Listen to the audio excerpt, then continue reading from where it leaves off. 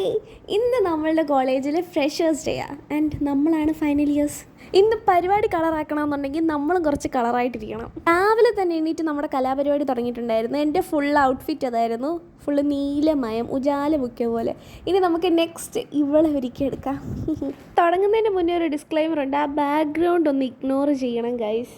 കുറച്ച് അലമ്പായിട്ടൊക്കെ ഇരിക്കുമായിരിക്കും, അതൊന്ന് ജസ്റ്റ് ഒന്ന് ഇഗ്നോർ ആക്കുക, അഡ്ജസ്റ്റ് ആക്കുക.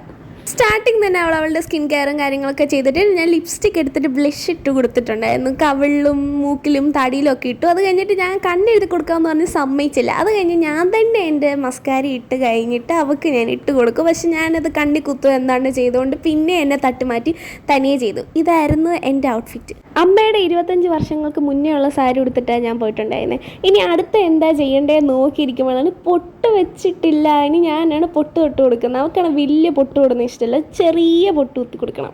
പക്ഷെ എത്ര കുത്തിയിട്ട് ഒരു മെനയാവുന്നില്ലായിരുന്നു. ഒന്നെങ്കിൽ ഒരു സൈഡിലോട്ട് അല്ലെങ്കിൽ വേറൊരു സൈഡിലോട്ട്. അതുകൊണ്ട് ലാസ്റ്റ് അവൾ പറഞ്ഞു അവളൊരു പോയിന്റ് ഇട്ട് തരാം, അതിൻ്റെ മണ്ടയിൽ കൂടെ ഞാൻ വലുതായിട്ട് കുത്തി കൊടുത്താൽ മതി എന്ന്. അതായത് ചുരുക്കി പറഞ്ഞ് ഇതുവരെ ഉള്ളതെല്ലാം അവൾ തന്നെയാണ് ചെയ്തത്. ബ്ലഷ് ഇട്ടതാണെങ്കിലും കണ്ണെഴുതിയതാണെങ്കിലും മസ്കാര ഇട്ടതാണെങ്കിലും പൊട്ട് കുത്തിയതാണ് എല്ലാം തനിയെ ചെയ്തു. പിന്നെ പേരിന് ഞാൻ സൈഡിൽ നിന്നതേ ഉള്ളൂ. ഇനി എന്താ, ഇനിയിപ്പോൾ ഓണത്തിന് ഒരുങ്ങിയ പോലെ ഒന്നിനും ഒരു സമയമില്ല. പെട്ടെന്ന് മുടി കെട്ടിയിട്ട് നമുക്ക് ഇറങ്ങിപ്പോകണം. ഓക്കെ ബൈ ബൈ, സമയമില്ല, പെട്ടെന്ന് പോട്ടെ, ബൈ.